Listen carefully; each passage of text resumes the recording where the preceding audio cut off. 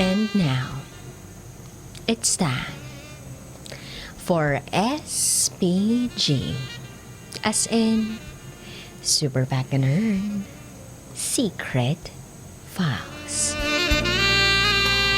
Magpatuli para lumaki.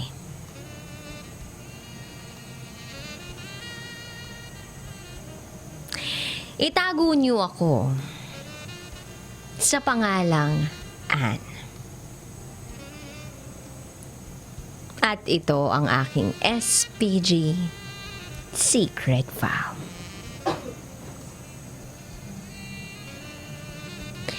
Nitong Sunday, pinaliguan ko ang 10-year-old kong brother dahil tinatamad siyang maligo. Kasi malamig daw ang panahon. Wala eh. Ako ang ate.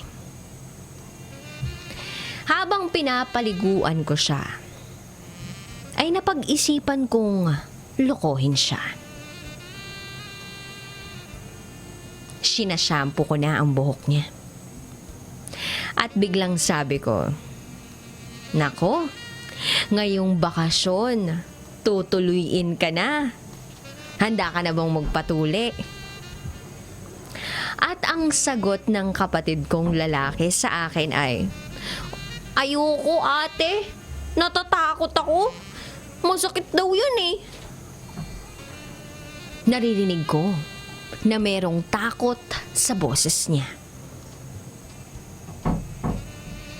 At sinabi ko namang, "Grabe naman to. Hindi naman masakit yun ah.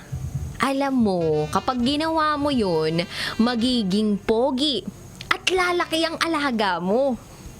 Sabay turo sa kanyang Junjun. At sumagot siya ng, "Ha? Magiging malaki to, te?" Ngumiti siya ng bahagya. At sumagot naman ako ng, "Oo naman. Magugustuhan niya ng girlfriend mo in the future."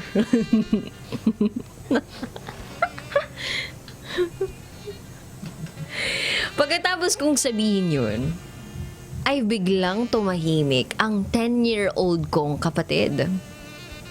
Nasa part na kami na sinasabon ko na ang Junjun niya nang bigla siyang nagtanong, "Ate, totoo ba na pag nagpatuli ako, lalaki na tong putotoy ko?" At sumagot naman ako ng, "Oo nga. Magiging malaki pa yan. Promise." Actually, sa pagkakataong yon, medyo natatawa na talaga ako sa sarili ko. Nang biglang nagsalita ang kapatid ko ng, di, kung ganun, dapat magpatuli ka na rin ate para lumaki yung dede mo." Sabay turo sa hinaharap ko. Ay, napamura talaga ako sa isip-isip ko. Bastos tong brother ko.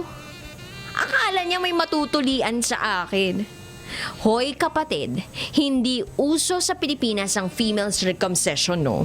Tsaka, masaya na ako sa pagiging flat. Ayokong lumaki pa to. PS, sino dito ang pinapaliguan ng mga kapatid nila? Huwag nyo na pong gawin yan kung ayaw nyong mapahiya. Muli, ako si Anne at ito ang aking SPG, as in Super Baconer Secret File.